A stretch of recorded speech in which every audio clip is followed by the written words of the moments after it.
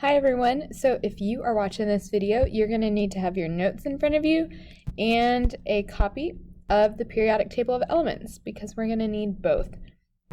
So this lesson is going to be all about the electrons that are in an atom. So this is a picture of an atom, and it's not a perfect picture of an atom because no picture can be. Just like if I draw this picture and I say that it's my brother, it's not a very good one. It's two-dimensional, his hair doesn't look like that, and it looks like he has little sticks for arms, okay? But it's still a picture. You can tell he has two eyes and a mouth and two arms and two legs. That's true. But in this picture of the atom, it's two-dimensional, and atoms make up all things.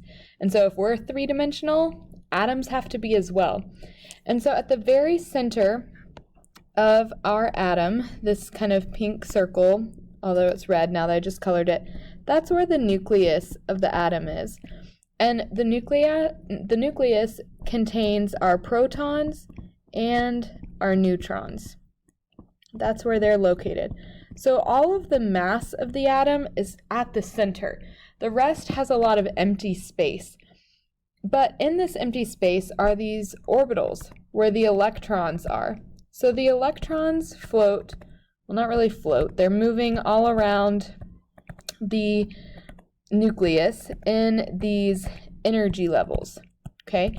Now, the negative charge of an electron is attracted to the positive charge in the protons, which are at the center. So the electrons want to move as close to the protons as they can, but each of these rings or energy levels can only hold so many electrons.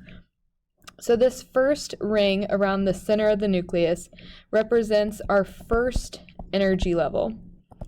This first energy level is the smallest, and it also has the lowest amount of energy. So that means an electron does not have to use a lot of energy to be there. The further away you go, the more energy it requires. So we have our second energy level, our third energy level, the fourth, the fifth, the sixth, and then the very outer one, I don't know why I put this arrow over here, is the seventh. Okay, so we have 7 energy levels. And these energy levels all contain a different number of electrons. Okay, so each energy level, based on its size and amount in an atom, can contain a different number of electrons. Okay, now on the periodic table, it's called a periodic table because it is made up of periods. And a period on a periodic table is a row. So a row and a period, those are the same thing. And they all represent an energy level. So if we look at this thing, a row goes side to side. So we have 1, 2, 3, 4, 5, 6, 7 rows. These down here are part of row 6 and 7.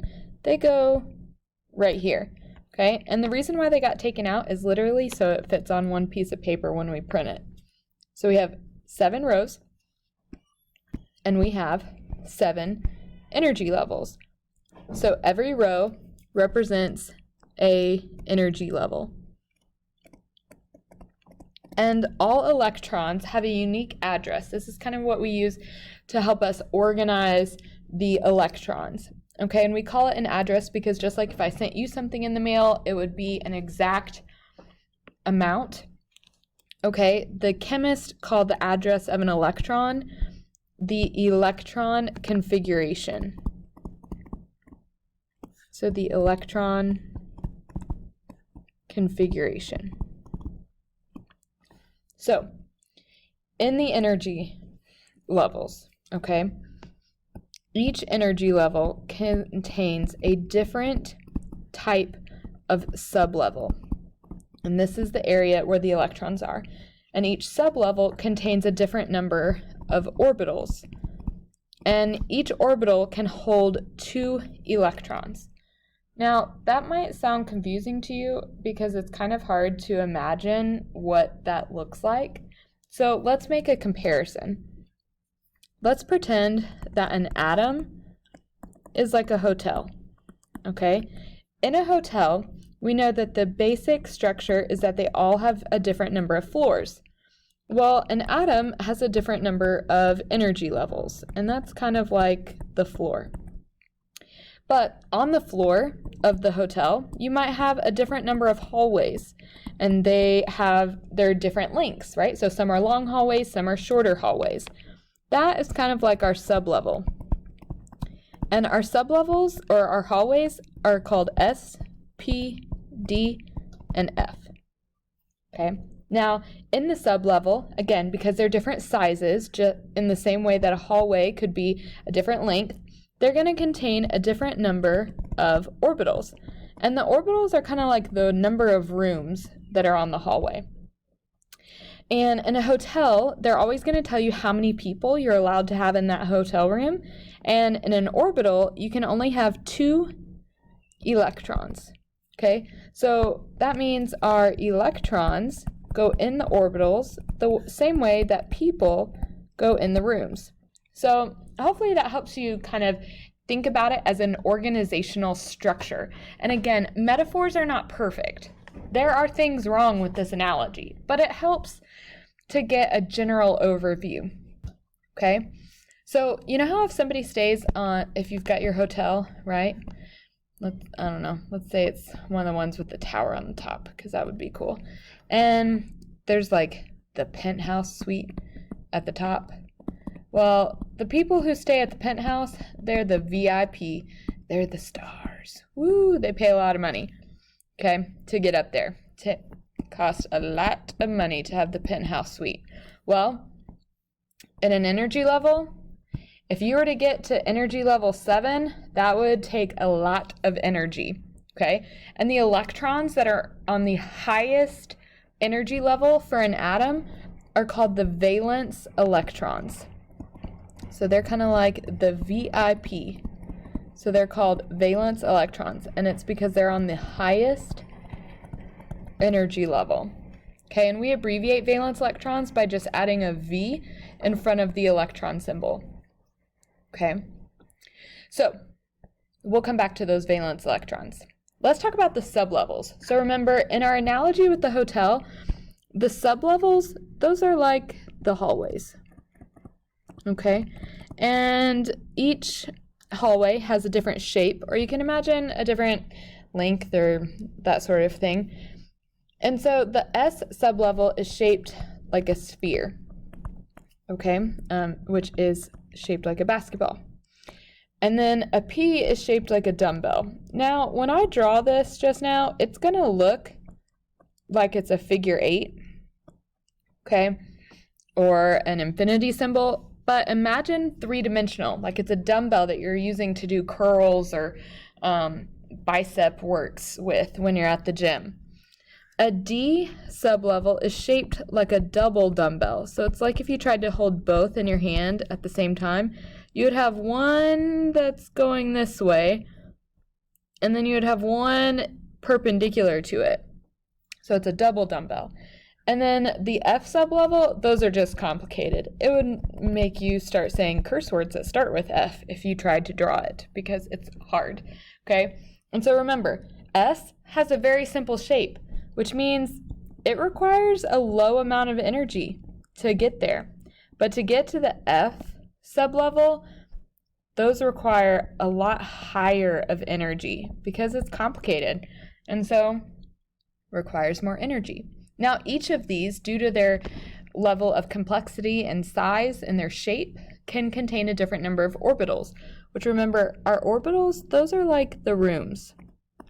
So an S sublevel can have 1 orbital, P can have 3, D can have 5, and F can have 7. And so remember, each orbital can only hold 2 electrons. So this will help us figure out the total number of electrons. If we have 1 orbital and it can hold 2 electrons, that means the S sublevel can have a maximum of 2 electrons on it. The F sublevel, or excuse me, the P sublevel has 3 orbitals. Times 2 electrons each means it has a maximum of 6 electrons. The d sublevel has 5 orbitals. Times 2 electrons each gives us a maximum of 10 electrons. And then the F sublevel has 7 orbitals at 2 electrons each, which gives them a total of 14 electrons. Now, this is important because you don't have to memorize those numbers. They're hidden in the periodic table if you know where to look.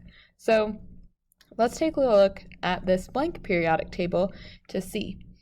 Now, we already mentioned before, again, that our rows on the periodic table are the energy levels. Okay? And we call these periods. That's why it's the periodic table. It's organized into particular rows. So we have 7 energy levels, or 7 periods, or 7 rows. And then the columns help us at separating the sublevels. So if we look, these first 2 columns are the S sublevel. The center section here represents the D sublevel.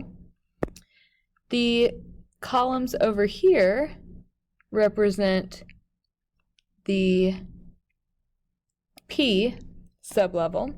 And down here at the bottom, these represent the F sublevel. Now, I can hear some of y'all yelling at me through your computer. You're saying, Miss Nichols, you missed a box.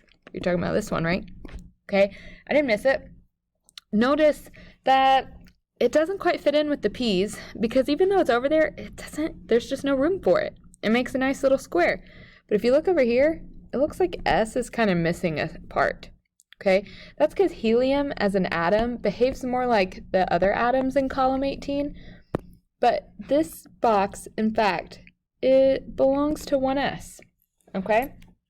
So we've got our sections labeled out.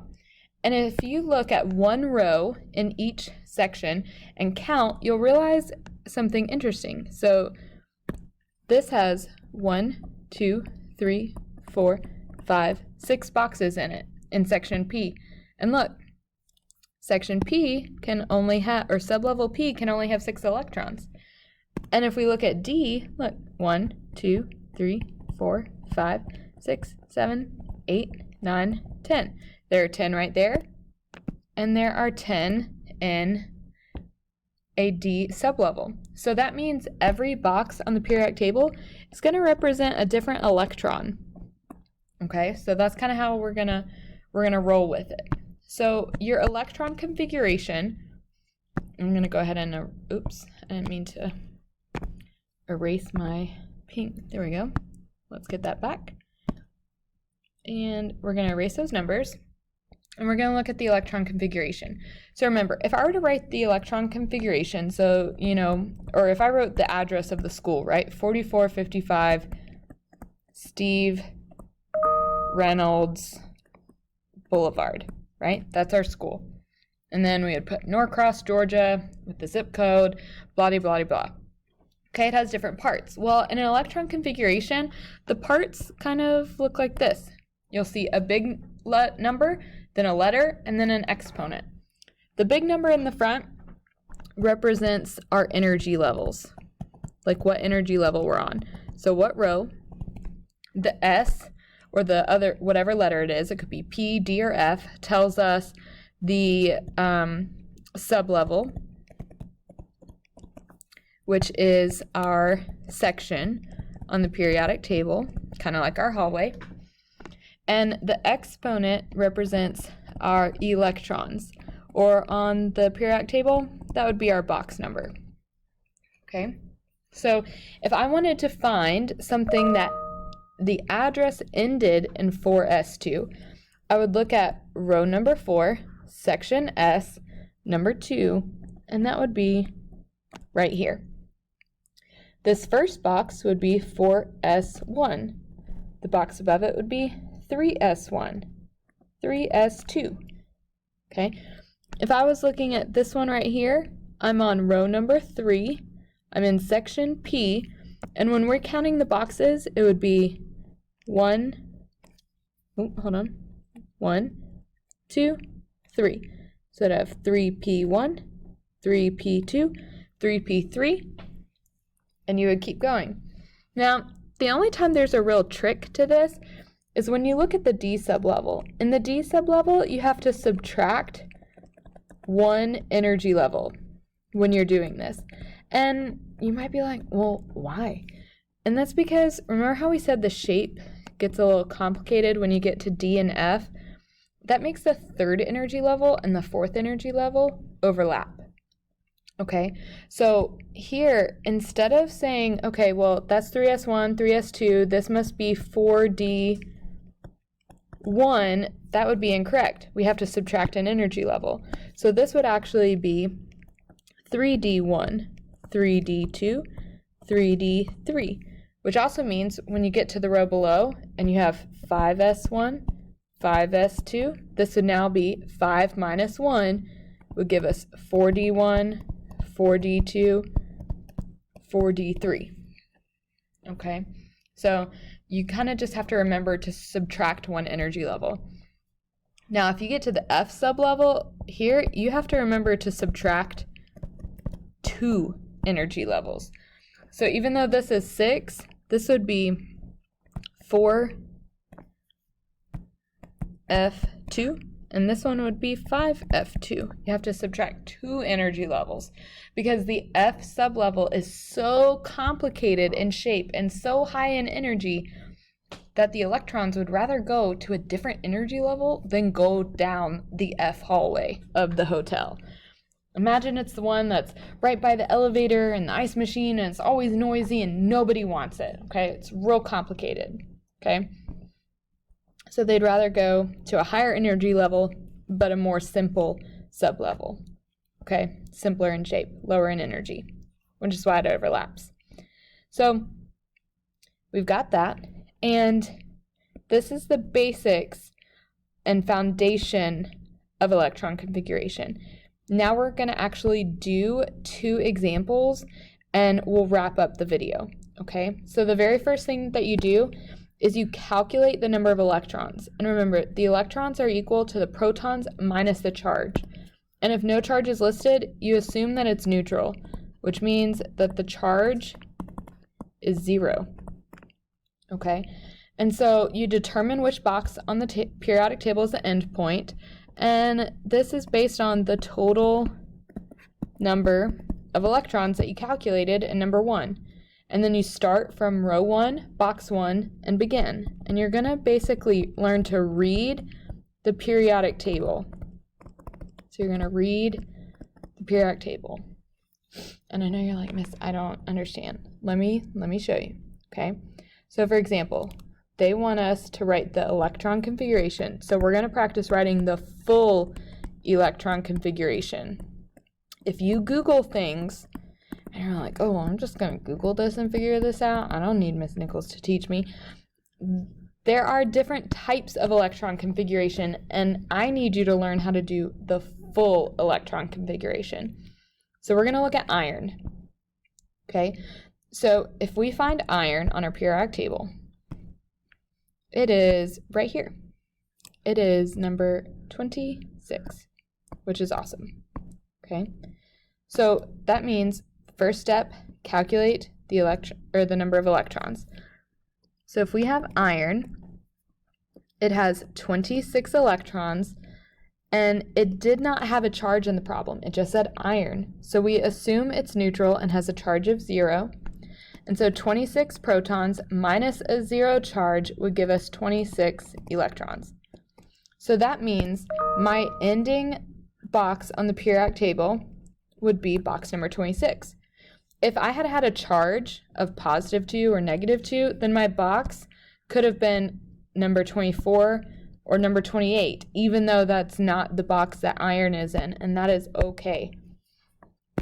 All right, so then that means, kind of imagine, again, that the boxes are an electron, okay? So there's an electron in all the boxes. They're all filled up on each of the floors of our atom, energy levels of our atom, the floors of our hotel, all the way to box 26. We have 26 guests in our hotel.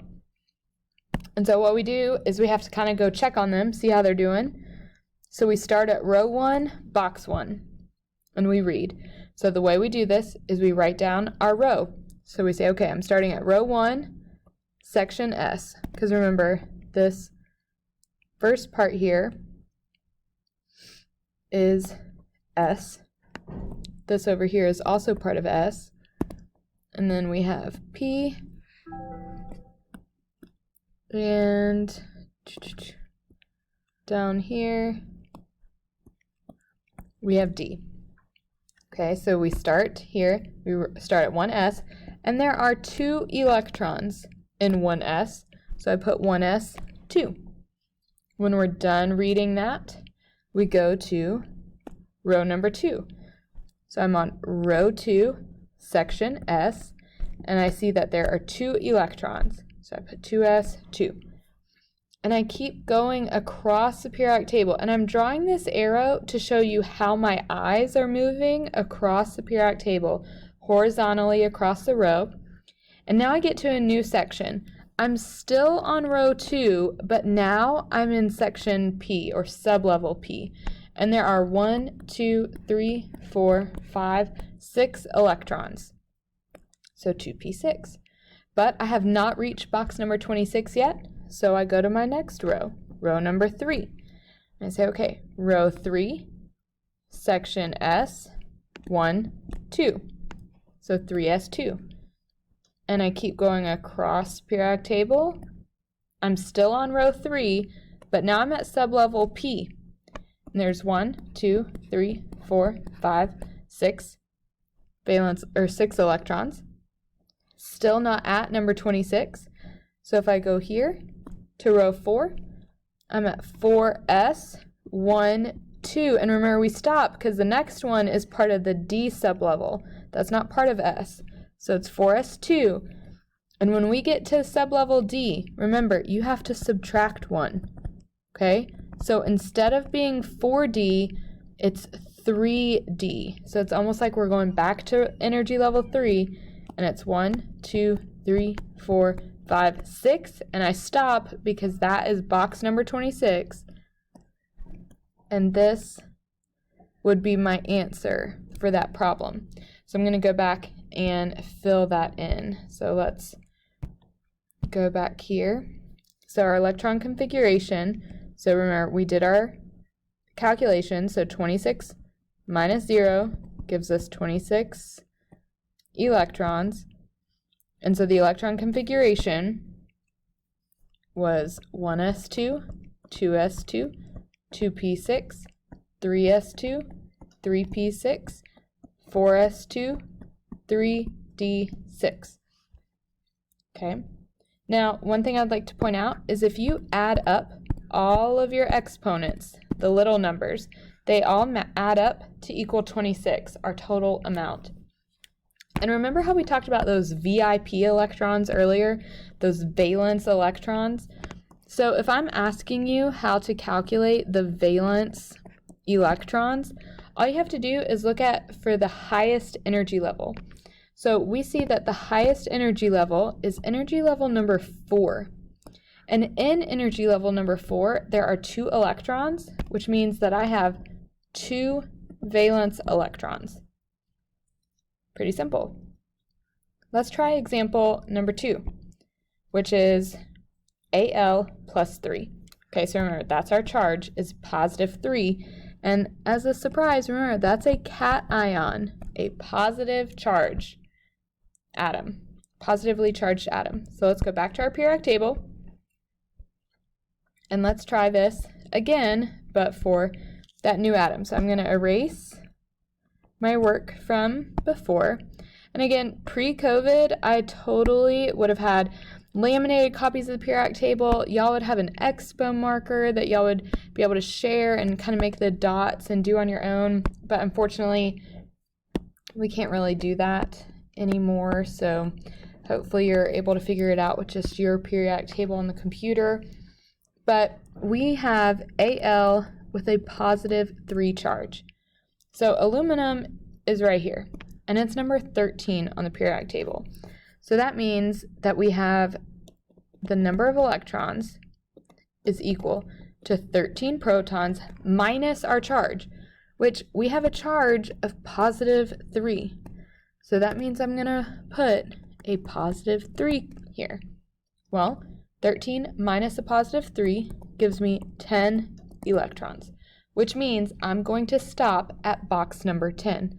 So that would be 1, 2, 3, 4, 5, 6, 7, 8, 9, 10. So even though aluminum is down here, I'm going to stop at box number 10 because that's how many electrons I have. And we're going to start at row 1 and write down our address. So we have 1, S, 2. Then we go to row 2, 2, S, 2. We go across the row and hit, still on row 2, but now we're at sublevel P. There's 1, 2, 3, 4, 5, 6. That is box number 10. And so I'm finished. That one is a lot shorter. So we can add that to our answer. So let's show how we did our calculation of our electrons. And then our electron configuration was 1s2, 2s2, 2p6. And again, if I want to find the valence electron, we find the highest energy level, which is 2, and that includes 2s and 2p. And so our valence electrons would be these 2 electrons and these 6 electrons for a total of 8 valence electrons. So hopefully that makes sense. And if you need help with electron configuration stuff, feel free to ask me on Zoom or through Remind.